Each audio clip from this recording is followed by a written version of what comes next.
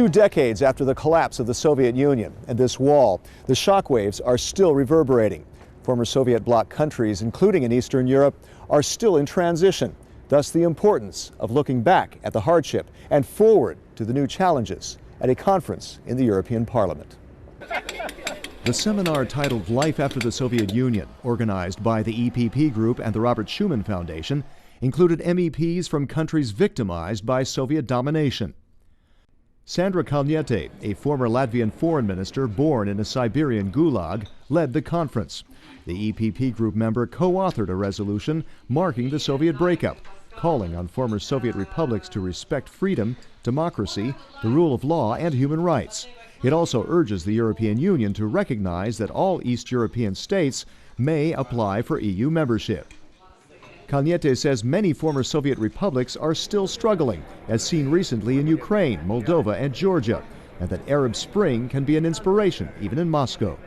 Also, the recent protest manifestations in Russia, I see them as the logical continuation of that revolution, popular revolution, which began but was not conceived in the rest of Soviet Union 20 years ago. If, for instance, the newly elected president of Russia, he will not change his policy and his regime, he is under the danger to be disposed as those like in Egypt and Tunisia. Bulgarian MEP Maria Ivanova Nedelcheva is the EPP Group's coordinator on the Women's Rights Committee.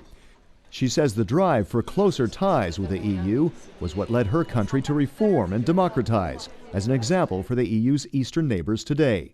We have the duty to remember well what happened, to always thank those who fought that kind of regime and to thank those who successfully brought about the reforms that allowed us, thanks also to European Union membership, to have what we have today.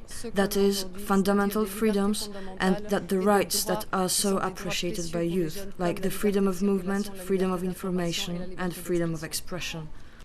Sidonia Jedrzejewska of Poland is the EPP Group's vice coordinator in the Parliament's Budget Committee.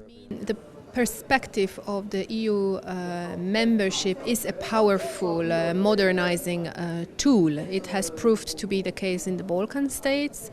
I believe it can have the similar power and strength in the post-Soviet republics. You can see how powerful the perspective of the EU enlargement is in Georgia, for example. So the conference was aimed not at dwelling on a tragic past, but in shaping the future of Europe. Kalniete says her outlook draws from her life experience that began in a Soviet gulag. What I consider most important, I lived in a uniformed country with uniformed ideology, behavior, everything.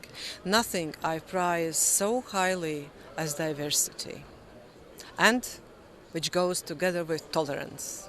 Some may think that with the Cold War having ended 20 years ago, that we can put it all behind us. But as the conference shows, the post-Soviet reconstruction is still very much a work in progress. Find out more about the activities of the largest political force in Parliament by checking eppgroup.eu. Thanks for watching, and see you again soon.